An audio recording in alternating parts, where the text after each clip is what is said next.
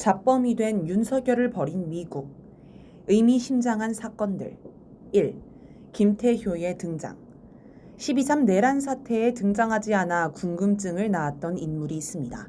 바로 윤석열의 핵심 참모로 꼽힌 김태효 국가안보실 1차장입니다. 한 달 넘게 언론에 나타나지 않아 12.3 내란과 무관한 인물로 간주한 김태효가 갑자기 등장했습니다. 그것도 미국이 등을 떠밀었습니다. 정동영 민주당 의원은 7일 당내 회의에서 어제 토니 블링컨 미국 국무부 장관과 우원식 국회의장 면담 자리에서 필립 골드버그 주한미국 대사로부터 들었다라며 골드버그 대사가 계엄 당일 국가정보원과 외교부 등 국가안전보장회의의 온갖 관계자들과 통화를 시도했으나 일체 통화가 되지 않았고 계엄 해제 이후에도 연락이 되지 않았다고 한다. 그런데 유일하게 12월 4일 아침 통화가 된 사람이 NSC 핵심이자 윤석열 대통령의 뇌수인 김태효 1차장이라고 공개했습니다. 그런데 통화 내용이 제법 충격적인데 김 1차장이 계엄 해제 이후인데도 골드버그 대사에게 야당의 입법 독재로 한국의 사법행정 시스템이 망가져 반국가 세력을 척결하기 위해 계엄 선포가 불가피했다는 강변을 거듭했고 골드버그 대사는 그 이야기를 듣고 경악했다고 한다라고 합니다. 이 소식이 전해지자 김태효는 기자들에게 날조라고 반박하며 이러한 가짜뉴스는 한미동맹을 이간질하는 행태로 즉각 중단해야 하며 강력히 유감을 표한다라고 반응했습니다. 이 문제는 아주 단순합니다. 김태효가 거짓말을 했거나 정의원이 거짓말을 했거나 골드버그가 거짓말을 했거나 셋 중 하나입니다. 우선 정의원이 거짓말을 할 가능성은 낮습니다. 만약 정의원이 거짓말을 했다면 김태효 말 맞다나 한미동맹을 이간질하는 행태며 주한미 대사가 가만히 있지 않을 것입니다. 최소한 본국에 통보해서 미국 국무부가 정의원을 요주의 인물로 낙인 찍게 할 것입니다. 정의원이 미국 국무부 장관과 한국 국회의장 면담 자리에 합석한 이유는 한미의원연맹 준비위원장이기 때문입니다. 한미의원연맹 준비위원장이 미국의 보복을 무릅쓰고 한미동맹을 이간질할 것 같지는 않습니다. 그러면 주한미 대사나 김태효 둘 중 한 명이 거짓말을 했다고 볼 수 있습니다. 물론 다른 물증이 나오기 전까지 진실은 알 수 없습니다. 하지만 누가 거짓말을 했든 상관없이 결론은 하나입니다. 미국이 김태효를 공격했다는 것입니다. 김태효는 미국 통으로 윤석열의 뇌수가 되어 한일 관계를 군사동맹 수준으로 격상시키도록 만든 핵심 인물입니다. 미국에는 소중한 자산입니다. 그래서 12.3 내란 사태로 소란스러운 와중에도 지금껏 노출하지 않고 보호했을 것입니다. 정의원이 김태효를 겨냥해 영구집권 쿠데타를 위한 준비를 총괄한 기획자가 있다고 본다라며 지금은 숨어 있는데 이 부분을 밝혀내고 영구집권의 그림을 드러내야 한다라고 언급한 것도 이 때문입니다. 그런데 주한미 대사가 김태효를 12.3 내란에 연루시켰습니다. 김태효로서는 지금껏 미국에 충성했는데 벼랑 끝에서 등을 떠밀린 느낌일 것입니다. 그리고 김태효를 자기 뇌수로 삼아 수족이 되었던 윤석열도 뒤통수를 제대로 얻어맞은 느낌이겠지요. 김태효 관련 뉴스가 하나 더 있습니다. 8일 김병주 민주당 의원은 국회 운영위 전체 회의에서 김태효 차장이 강원권에 있는 북파공작 특수부대 HID를 2023년도에 방문한 적이 있는데 매우 이례적이라고 공개했습니다. 김 의원은 김 차장이 HID 부대원들의 훈련 모습도 자세히 체크했다라며 김 차장은 외교를 담당하는 차장인데 왜 여기를 간 건지 심히 의심스럽다. 나도 39년 동안 군 생활을 하고 육군 대장으로 전역했지만 HID는 비밀 부대라 한 번도 간 적이 없다. 육군 대장까지 한 보병, 포병 등 전투병과 장군들도 갈 수 없는 지역이다 라고 말했습니다. 북파공작원을 이용한 내란을 준비한 것 아니냐는 의혹을 제기한 것입니다. 이게 사실이라면 김태효가 12.3 내란의 핵심 인물로 급부상하게 됩니다. 그런데 김 의원은 이 사실을 믿을 만한 제보를 통해 알았다고 합니다. 재작년에 있었던 일을 왜 이제 와서 제보했을까요? 미국이 김태효를 공격한 것과 시기가 절묘하게 맞아떨어진 게 단지 우연일까요? 재반 정황을 보면 미국이 윤석열의 뇌수인 김태효를 때려 실질적으로는 윤석열을 때리는 것 아닌가 싶습니다. 2. 일본의 태도 변화.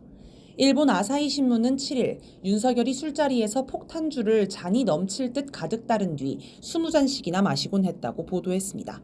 이런 술자리는 종종 새벽까지 계속됐다고 합니다. 또 윤석열이 극우 유튜브에 심취했으며 주변에서 말리면 오히려 큰 소리를 쳤다고 합니다. 일본은 원래 한일 관계에 적극적이었던 윤석열을 열렬히 지지했습니다. 그래서 이번에 윤석열이 탄핵당했을 때도 굉장히 아쉬워했습니다. 그런데 일본의 유력 신문이 윤석열을 망신주는 기사를 쓴 것을 보면 일본의 태도가 바뀌었음을 보여줍니다. 3. 숙대 논문 김건희 표절 발표. 숙명여대가 2년 넘게 조사한 끝에 김건희의 석사학위 논문을 표절로 결론 내렸다고 합니다. 숙대는 결과를 공개하지 않았고 심지어 제보자인 숙대 민주동문회에도 결과를 통보하지 않았지만 7일 이 소식이 언론에 공개되었습니다. 윤석열 정권의 실세가 김건희라는 사실은 세상이 다 압니다. 12.3 내란의 진짜 수괴도 김건희라는 주장이 파다합니다. 그런데 김건희의 아킬레스건 중의 하나인 논문 표절 문제가 갑자기 결론이 난 건 어떤 정치적 이유가 있어 보입니다. 원래 논문 표절 조사는 90일 이내에 완료하게 되어 있는데 김건희 논문에 관해서만 2년 넘게 질질 끌었던 것부터 이미 이번 조사가 학문적 영역이 아닌 정치적 영역임을 말해줍니다. 4. 한동훈 등장. 12.3 내란 당시 별의 순간까지 근접했다가 친윤 세력에게 밀려나 언론에서 자취를 감추었던 한동훈이 갑자기 등장했습니다. 7일 인터넷상에 한동훈을 목격했다는 이야기와 사진이 올라오면서 언론이 이를 보도한 것입니다.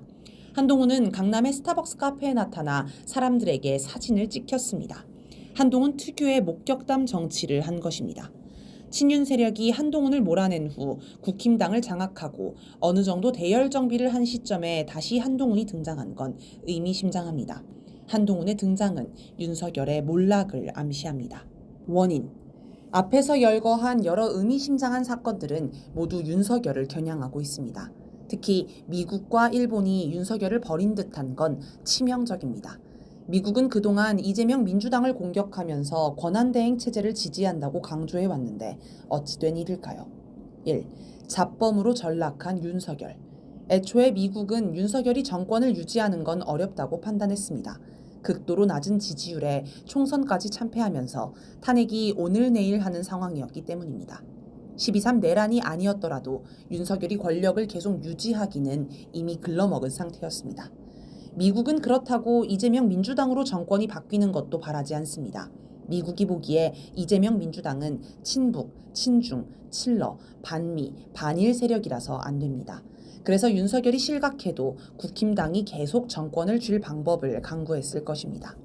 미국은 원래 제2의 6.29 선언과 같은 극적인 연출을 통해 적폐 세력이 계속 정권을 쥐게 할 구상이었을 것입니다.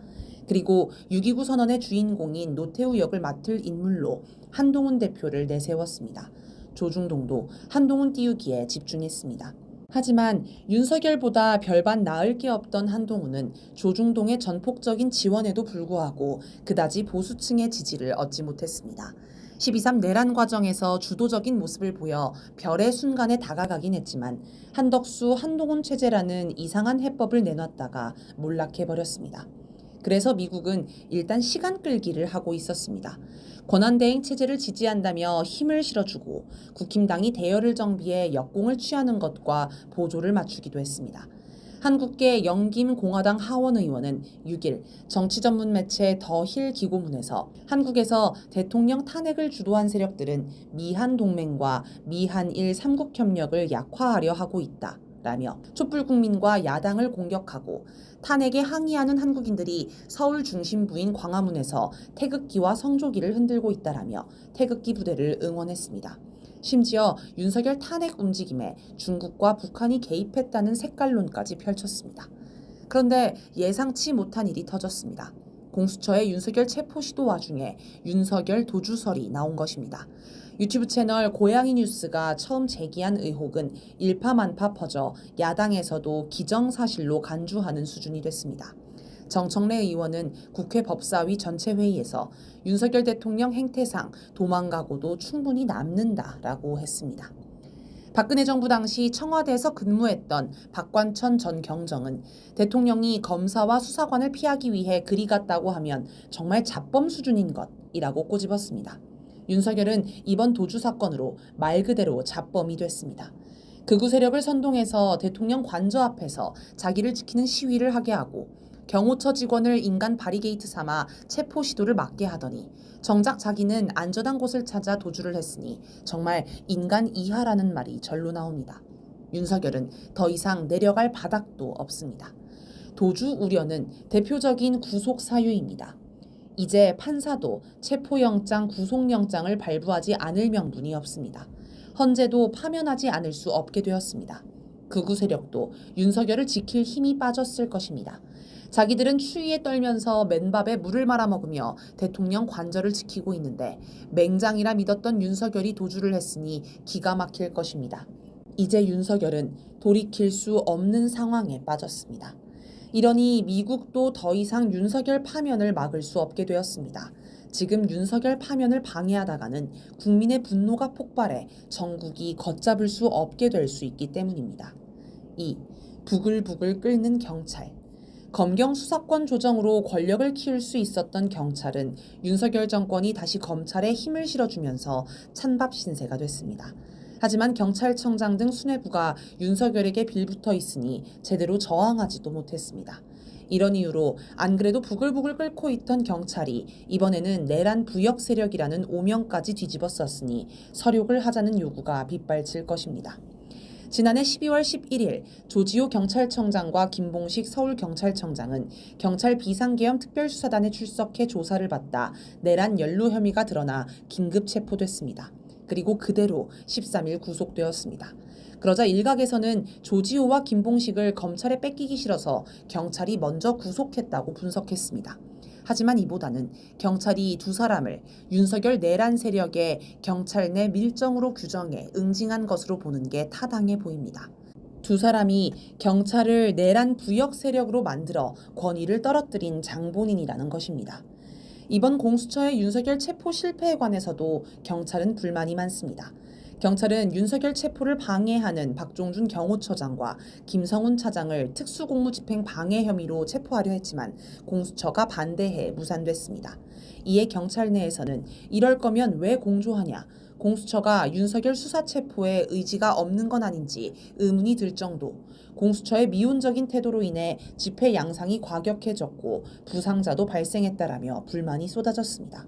또 전국경찰 직장협의회는 5일 입장문을 발표해 전국경찰특공대 총동원령을 내려라, 전국경찰특공대와 경찰력의 모든 자원을 동원해 체포영장을 강제 집행하라 라며 강경한 주장을 폈습니다. 이번 기회에 내란 부역 세력이라는 오명을 벗고 윤석열을 응징하자며 분기탱천한 것입니다. 이런 경찰 내 흐름도 윤석열을 계속 방치할 수 없게 만듭니다. 3. 키세스 시위대. 공수처가 윤석열 체포를 포기하고 돌아간 뒤 대통령 관저 앞에서는 놀라운 일이 벌어졌습니다. 분노한 수십만 명의 시민들이 모여 60시간 가까이 쉬지 않고 투쟁을 진행한 것입니다. 심지어 이들은 밤새 눈이 쏟아지는 속에서도 돌아가지 않고 눈을 맞으며 자리를 지켰습니다. 강추위를 이기기 위해 은박담요를 두른 모습이 키세스 초콜릿 모양을 닮았다며 키세스 시위대라는 별명까지 생겼습니다. 이 모습을 보며 전 세계가 깜짝 놀랐습니다. 아마 미국도 충격을 받았을 것입니다. 이대로 윤석열을 방치했다가는 진짜 심각한 상황이 발생할 수 있겠다는 생각도 했을 것입니다. 며칠 사이에 변화한 흐름의 가장 큰 요인은 국민의 격렬한 투쟁이었습니다. 결론. 미국과 일본은 결국 윤석열을 버렸습니다. 윤석열의 뇌수인 김태효를 때려서 윤석열 김건희의 고집을 꺾으려고 합니다. 더 이상 찌질한 모습을 보이지 말고 그냥 체포되라는 신호입니다. 한동훈이 다시 등장한 것도 이런 맥락에서 살펴볼 수 있습니다. 미국은 윤석열을 버리더라도 이재명 민주당의 정권을 넘겨주기는 싫습니다. 그런데 지금 국힘당은 윤석열과 한 배를 타고 있습니다. 결국 윤석열 등의 칼을 꽂은 한동훈이 다시 등장해 국힘당을 수습해야 합니다. 또 앞으로 12.3 내란 사건을 처리하는 데서 검찰이 적극적으로 개입할 것으로 보입니다. 아직 검찰에는 한동훈 라인이 있습니다. 검찰은 한동훈과 함께 친윤 세력 공격을 강화하며 적폐 세력 내 주도권을 확보하려 할 것입니다. 미국이 윤석열을 버렸다는 신호가 떴으니 공수처도 수사에 적극성을 보일 것입니다.